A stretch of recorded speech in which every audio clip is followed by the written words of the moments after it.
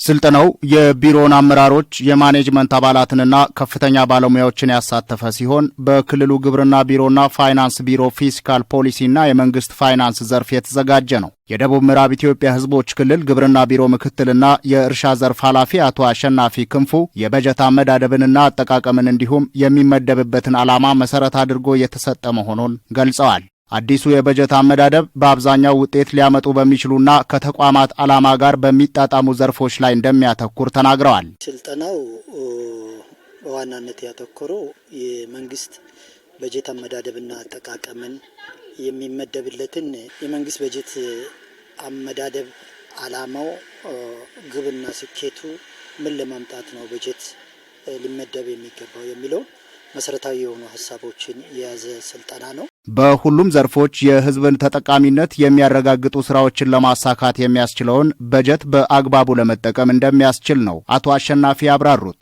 ለውጥና እድገትን ሊያመጣ የሚችል የአሰራር ስርዓትን መከተል እንደሚገባ አሳስበው በህብረተሰቡ ኑሮ ላይ ትኩረት ማድረግ እንደሚገባ ተናግረዋል። አዲሱ የበጀት አመዳደብ በአብዛኛው ውጤትን ሊያመጡ በሚችሉ ፕሮግራም በጀቶች የሚፈለገውን ውጤትና ከተቋሙ ዓላማ አንጻር ምን ቢሰራ ውጤት ሊመዘገብ ይችላል፣ የትኛው ተግባር ላይ ቅድሚያ ቢሰጥ የህዝቡን ሁለንተናዊ ለውጥ በፖለቲካው በኢኮኖሚውና በማህበራዊው ላይ ሊመጣ የታሰበውን ለውጥ ማምጣት ይችላል የሚለው ከበጀት ቀረጻ ጀምሮ እስከ በጀት አመዳደብና አፈጻጸም ድረስ ያሉትን ዝርዝር ሁኔታዎች የያዘ ስልጠና ነው። የደቡብ ምዕራብ ኢትዮጵያ ሕዝቦች ክልል ፋይናንስ ቢሮ ምክትል ኃላፊ አቶ መለሰ ኡሮ ውጤት ላይ የተመሰረተ የበጀት አደላደል ስርዓትን መከተል እንደሚገባ አስገንዝበዋል። በጀት የሚመራበት ሂደት ሕግን የተከተለ እንዲሆንና የአጭር የመካከለኛና የረጅም ጊዜ እቅዶችን ለማሳካት እንዲውል ቢሮአቸው ለተለያዩ ተቋማት መሪዎችና ባለሙያዎች ግንዛቤ እየፈጠረ መሆኑን ገልጸዋል። የክልሉ ፋይናንስ ቢሮ ከባለፈው ከ2017 ዓመት መጀመሪያ ጀምሮ እነዚህ ስራዎችን ሲሰራ ቆይቶ ለሴክተሩ ባለሙያዎች ይህንን የማስተዋወቅ የማሰልጠን በተወሰነ ደረጃ የማለማመድ በቡድንና በግል የመስሪያ ቤቶቻቸውን እቅድ የመስሪያ ቤቶቻቸውን በጀት መነሻ አድርገው መለማመድ እንዲችሉ ካደረግን በኋላ በዘንድሮ ዓመት ሁለተኛ ለአመራሩም አጠቃላይ ለክልሉ አመራር የግንዛቤ መፍጠሪያ ስልጠና ሰጥተናል።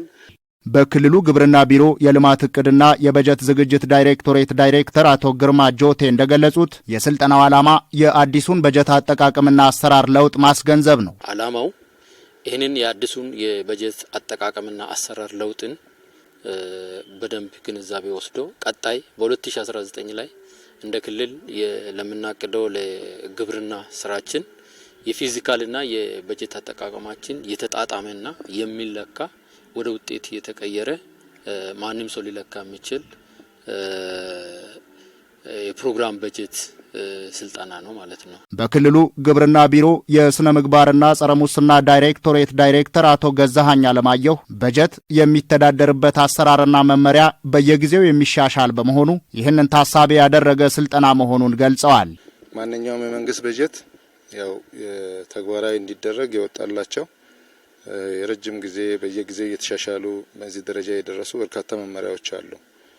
ከአገልግሎት ግዢ ጋር በተገናኘ እንደዚሁም ደግሞ የድጋፍ የክትትል የግምገማ ስራዎች ሌሎች በርካታ ስራዎች የግንባታ ስራዎችንም በተመለከተ የግብርናውን ክፍለ ኢኮኖሚ ለማዘመን በሚደረገው ጥረት ውስጥ ከፍተኛ ሀብት እየተመደበ ወደ ተግባር ይቀየራል።